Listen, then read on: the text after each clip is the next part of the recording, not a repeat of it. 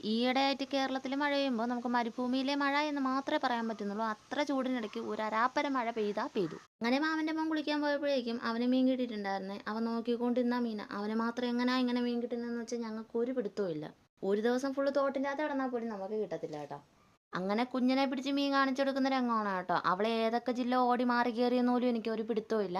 അത്രയ്ക്ക് ഓട്ടമായിരുന്നു. അവളെ ലാസ്റ്റ് വളഞ്ഞിട്ട് പിടിച്ചതിന് ശേഷം ഞങ്ങൾ പൂച്ചയെ ഒന്ന് കാണിച്ചു കൊടുത്തായിരുന്നു കേട്ടോ.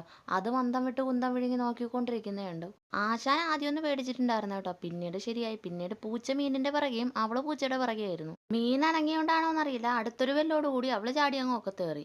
സാധാരണ ഇങ്ങനൊരു അബദ്ധമൊക്കെ പറ്റാത്തതാണ് കേട്ടോ. ഇതിപ്പോ എന്ത് പറ്റിയെന്ന് വെച്ചാൽ ഞങ്ങൾക്ക് ഒരു പിടുത്തവും ഇല്ല. കുറച്ചേരം കഴിഞ്ഞപ്പോൾ അവന്മാരെല്ലാം ഡെഡ് ആയിട്ടുണ്ട് കേട്ടോ. പിന്നെ ഒന്നും നോക്കാതെ ഡെഡായവന്മാരെല്ലാം കൂടെ നുള്ളിപ്പറക്കി എടുത്ത് ഒന്നാപ്പവൻ തിന്നാ തീരുന്ന ഒറ്റ ലോജിക്കില് ഞാൻ റെഡിയാക്കി കഴുകി പറക്കി എടുത്തു. റെഡിയാക്കി എടുത്തതിന് ശേഷം പിന്നെ ആഡംബര മസാലകളൊന്നും ഇല്ലാതെ മുളക് പൊടി, മല്ലിപ്പൊടി, ഉപ്പ് ഇത് മൂന്നും കൂടെ ചേർത്ത് നന്നായിട്ട് വരവി പറക്കി എടുത്തു. ഇനി ഒരല്പം നേരം ഇരുന്ന് കാറ്റോളട്ടെ എന്നും പറഞ്ഞ് ഞാൻ ചവിട്ടി അങ്ങ് ഫ്രീസറിൽ കയറ്റി.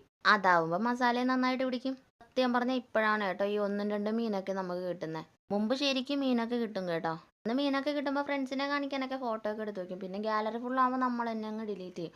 അന്ന് യൂട്യൂബ് ചാനലൊന്നും സാറെന്ന സാധനം പോലും മൈൻഡ് ഇല്ലായിരുന്നല്ലോ. അങ്ങ് റെഡിയാക്കി പറക്കി എടുത്ത് ഫ്രൈയും ചെയ്ത് ഞങ്ങളങ്ങ് കഴിച്ചു കേട്ടോ. അപ്പോൾ എപ്പോഴും പറയാൻ വിട്ടു പോകുന്നൊരു കാര്യമാണ്, ചാനൽ കാണുന്നവരൊന്ന് സബ്സ്ക്രൈബ് ചെയ്തേക്കുക, ലൈക്ക് ചെയ്യുക, ഷെയർ ചെയ്യുക, കമൻറ്റ് ചെയ്യുക. അപ്പോൾ വീണ്ടും പാക്കല.